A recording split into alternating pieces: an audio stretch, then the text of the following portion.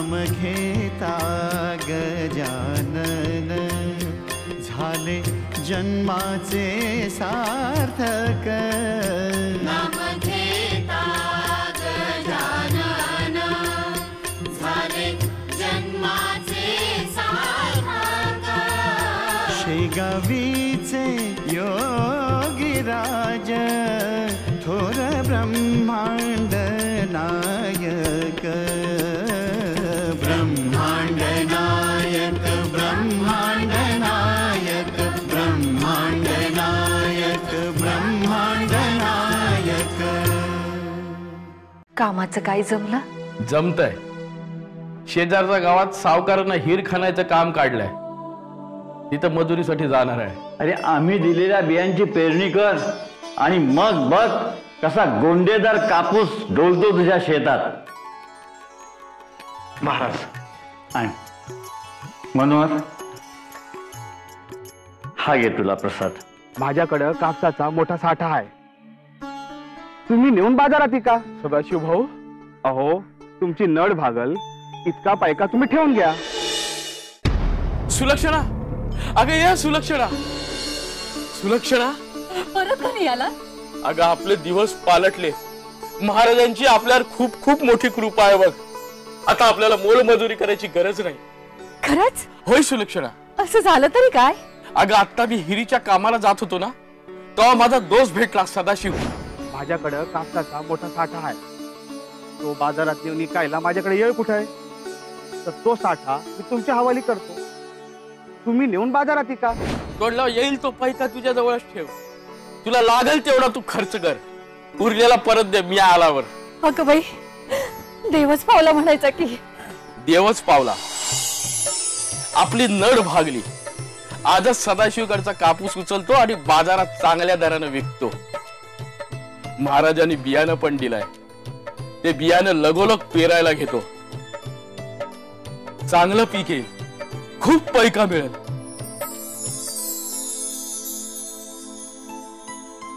महाराजांची कृपा.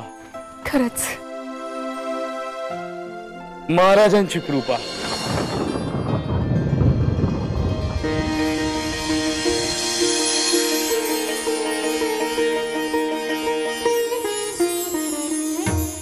झाला रे झाला, पाऊस झाला, कापूस झाला, माझा मनोहर श्रीमंत झाला.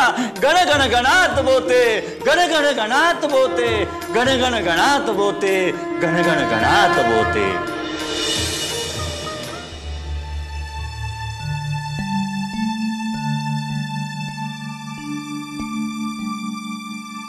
सदाशिव भाऊनी माझं मोठंच काम केलंय. कापसाचा साठा मला दिला काय आणि मी श्रीमंत झालो काय? सारच कसं स्वप्नवत. याला म्हणतात नशीब. नशीब.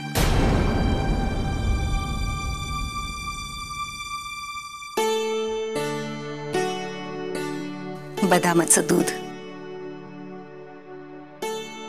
वा छान. आता कसं वाटतंय? खूपच छान. छान वाटतंय ना? होय. सगळं कसं संपलंय असं वाटतं ना. पुन्हा सारा नव्यानं सुरुवात झाल्यासारखं वाटतंय बघा. अहो ही सारी त्या गजानन महाराजांची कृपा. नाही, महाराजांची कृपा आहेच. पण महाराज नेहमी म्हणतात की मी स्वतः काहीच नाही करत. मी फक्त निमित्त मात्र आहे. नाही का? जो कष्ट करतो तो मोठा होतो. नाही, मी कष्ट केले, मी श्रीमंत झालो, मी मोठा झालो. हा, महाराज निमित्त मात्र आहेत असं म्हणतात. हा त्यांचा मोठेपणा झाला. म्हणून काय आपण त्यांचे उपकार अमान्य करायचं होय? अमान्य कोण करतंय हो? हा, पण कोणाला किती महत्व द्यायचं ना ह्याची एक मर्यादा पाळायला हवी. बसली चर्चा. हे बघा, आता जयूच्या लग्नाचं बघायला हवं. चांगला श्रीमंत आणि तोला मोलाचा जावई बघायला पाहिजे आपल्याला. कळलं? हवं.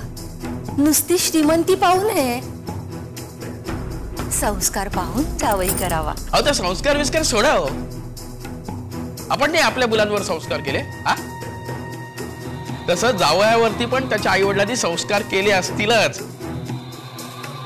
ते तपासून बघण्याची गरज नाहीये.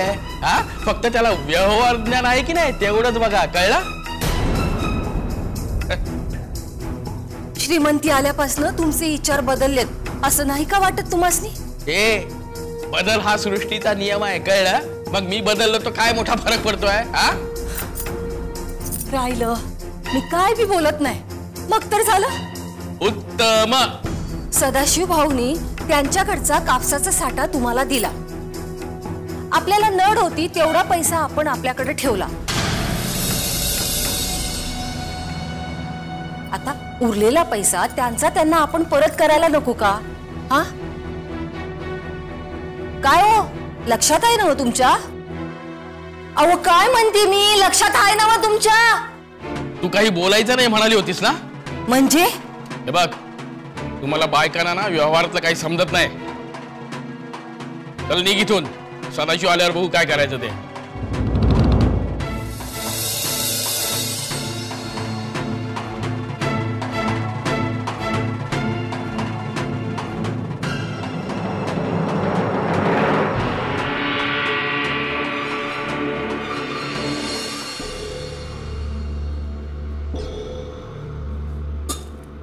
ऐकलं का?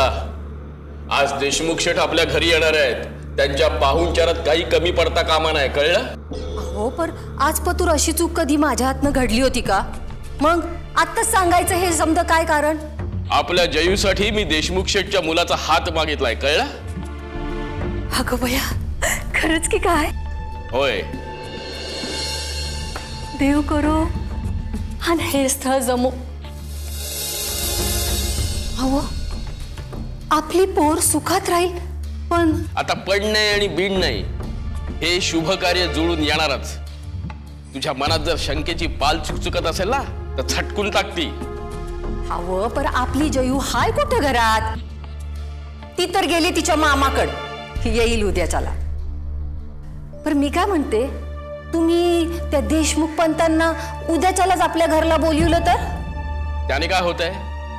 निकाल आजच लागला पाहिजे. जयू घरात असण्याचा प्रश्नच येत नाही. आपल्या संपत्तीकडे पाहूनच देशमुख शेठ जयूला आपली सून करून घेईल, कळला? हवं याला आत्मविश्वास म्हणावा का अहंकार? सुलक्षणा,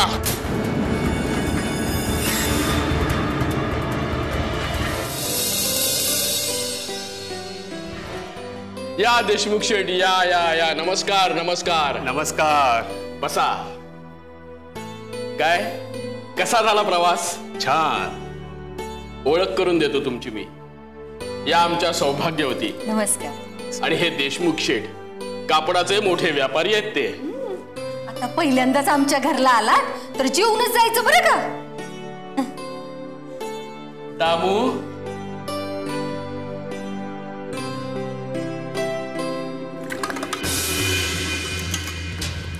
वा मनोहरराव, वा. अहो, चांगला पाहुणचार करताय की. सुरुवातच अशी. हा, कसं होईल मग? ओ देशमुख शेठ, ओ देशमुख शेठ. दाम्या, तुला पाणी नाही नीट देत आहेत?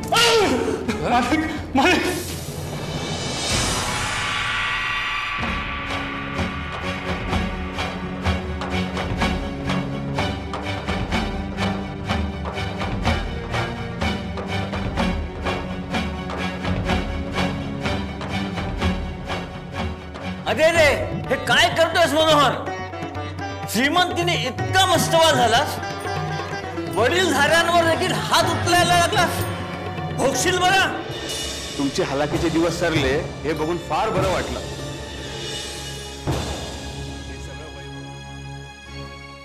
अव, कसला एवढा हिशेब करताय? इतका पैसा ठेवणार तर कुठं तुम्ही? सुलक्षणा, रात्र निस्ता पैसा पैसा पैसा. अहो, हा पैसा ज्यांच्या कृपेमुळे तुम्हाला मिळतो त्या गजानन महाराजांचं नाव देखील घेत नाही हो तुम्ही. हे बघ, शेतामध्ये मी आणि माझे मजूर राबतात, गजानन महाराज नाही, कळलं? तुला काय वाटतं, महाराजांनी मला मुठभर कापसाच्या बिया दिल्या त्या जोरावर मला हे वैभव प्राप्त झालं? तुला तसं वाटत असेल ना तर ते सगळं चुकीचं आहे. कोणी कोणाला काही देत नसतं. आपल्याला जे पाहिजे असतं ना ते आपण मिळवायचं असतं, कळलं? हवं पर एखाद्या देवाची किंवा संताची कृपा होणं म्हणजे तरी काय हो? हे बघ, माणूस मनाने खचतो, त्याच्या परिस्थितीने गांजतो, कळलं? म्हणून तो देवाच्या आणि संतांच्या दारी जातो. आपल्याला आशीर्वाद लाभावा, आपलं चांगलं व्हावं म्हणून तो नेहमीच प्रार्थना करत असतो. आशीर्वाद त्याला मिळतोही, पण कष्ट त्याचे त्यालाच करायला लागतात. आशीर्वादामुळे फक्त थकलेल्या मनाला उभारी मिळते. आणि हे बघ, गजानन महाराजांची माझ्यावरती कृपा आहे म्हणून मी सारखं महाराज महाराज करत बसलो ना, तर खायच्या अन्नाला सुद्धा मोताद होईल मी, कळला? मी फक्त मगातपासून विचार करतोय ते देशमुख शेठ निघून का गेले म्हणून. तुझं आपलं काहीतरीच, चल जा तुझं काम कर आपलं. मला सांगते एवढंच सांगून जाते, एवढा उद्दामपणा बरा नाही. हो, दारात भिक्षुक आला तर आपल्या पानातली भाकरी त्याला खाऊ घालणार तुम्ही, आणि आताच तुम्ही यातला फरक जितक्या लवकर दूर कराल तितकंच बरं.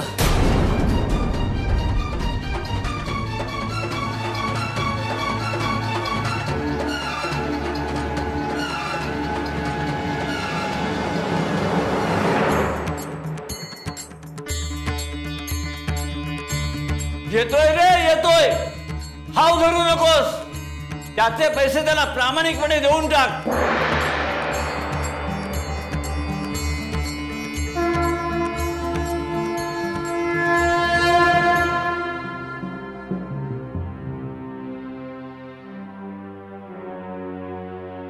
अव, तुम्ही काही चौकशी केली का? हे बघा, काय बी झालं ना तरी आपल्या जयूचं स्थळ नाकारलं जाता कामा नये बघा. असं कसं होऊ देईन मी? ते श्रीमंत आहेतच, पण आपण बी काही कमी श्रीमंत नाही आहोत. जयूचं स्थळ नाकारण्याचा मूर्खपणा ते करणार नाहीत. मनोहरराव नमस्कार. भाऊजी, अहो किती दिवस काढलात मुंबापुरीत? काय करणार, थांबावं लागलं. माझी एकुलती एक बहीण, अहो तिचा संसार मोडतो की काय असं झालं होतं. जाऊ द्या, घरच्या गोष्टी काय सांगणार. पण सगळं व्यवस्थित केलं आणि मगच माघारी परतलो. बरं केलं. वा वा वा, छान छान प्रगती केलीत मनोहरराव. तुमचे हलाखीचे दिवस सरले हे बघून फार बरं वाटलं. हे सगळं वैभव, हे सगळं मी कमावलंय, आणि या सगळ्या वैभवाचं श्रेय लाटण्याचा कोणीही प्रयत्न करू नये. तुम्ही सुद्धा सदाशिवराव, कळलं?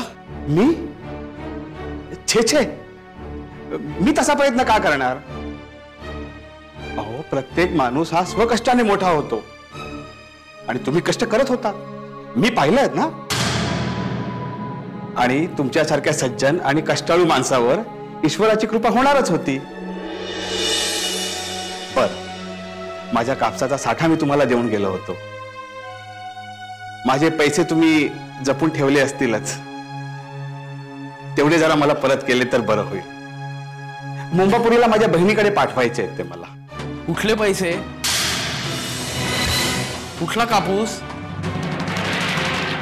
मी तुमचं काही देणं लागत नाही. हा मनोहरराव,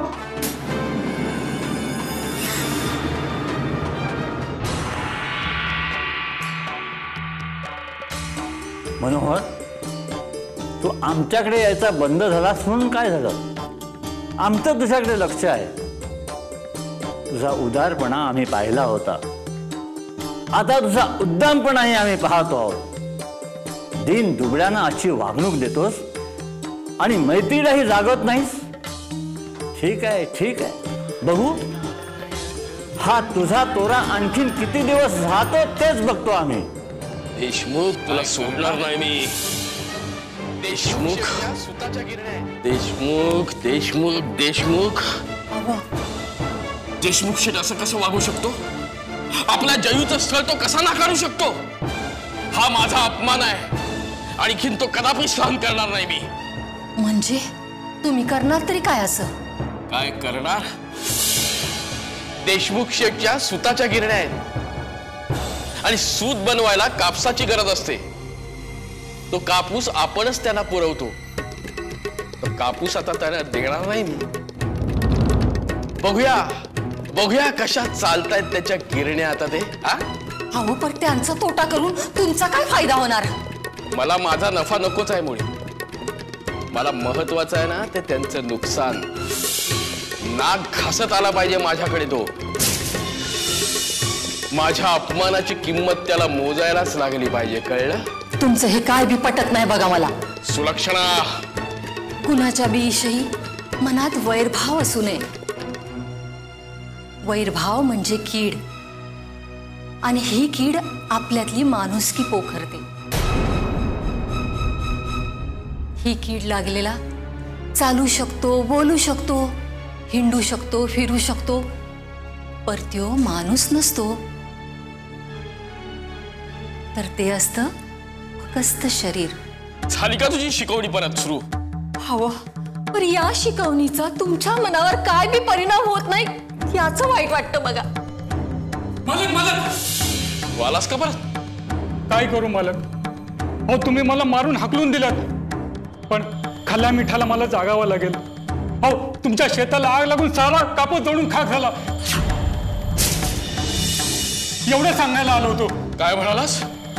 शेताला आग लागली, सगळा कापूस जळून खाक झाला. ऐकलं सुलक्षणा?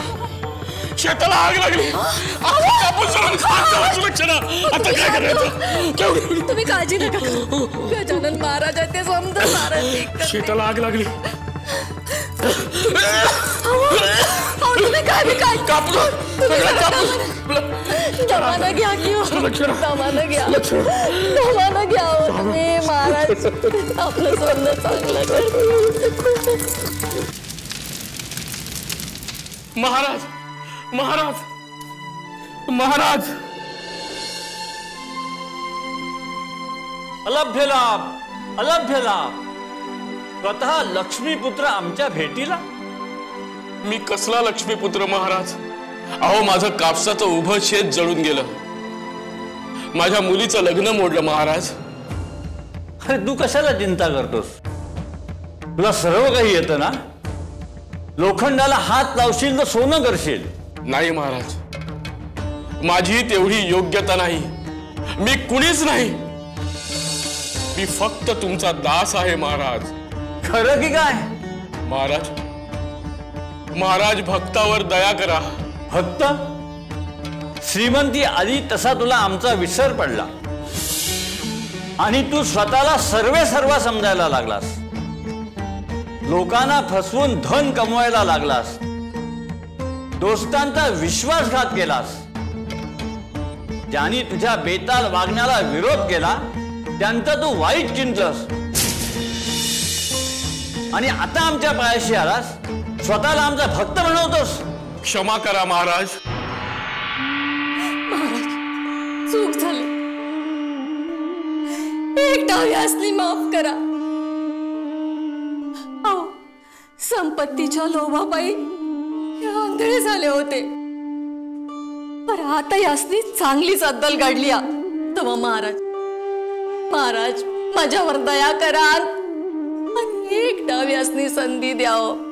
मी तुमची माफी मागते, फक्त एक डाव संधी द्या. महाराज एकदा संधी द्या. संधी देणारे आम्ही कोण? संधी तो देतो. आणि तुझ्यासारखे करंटे सुवर्ण संधीची माती करतात. ही पतिव्रता तुझ्याशी जोडली गेली आहे म्हणून तुझा निभाव लागला आहे. यापुढे तुझी क्षुल्लकशी चूक देखील तुला महागात पडेल. हे लक्षात ठेवून वागलास तरच तुझं भलं होईल. होय महाराज, यापुढे माझ्या हातून कुठलीही चूक घडणार नाही. महाराज मला तारून द्या, मला तारून द्या महाराज, मला तारून द्या, मला तारून द्या, मला तारून द्या. गण गण गणात बोते, गण गण गणात बोते, गण गण गणात बोते, गण गण गणात बोते.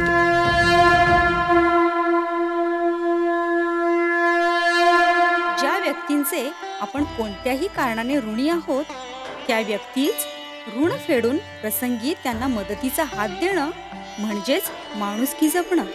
अगं हिनं फूस लावली महाराजांना म्हणून महाराज घरी आले आणि हिला आशीर्वाद देऊन गेले. पण सुधीर मात्र आपला आशीर्वादापासून वंचित राहिला. आहे तशी डाळ भाद्री काढती. हो कालच मला सांगत होती काय तुझं नव्हतं म्हणून दाखव तुला. नामदेवा, अरे बाप ऐसा खाटीक स्वतःच्या मुलीला मारतोस आणि तेही तिची काही चूक नसताना.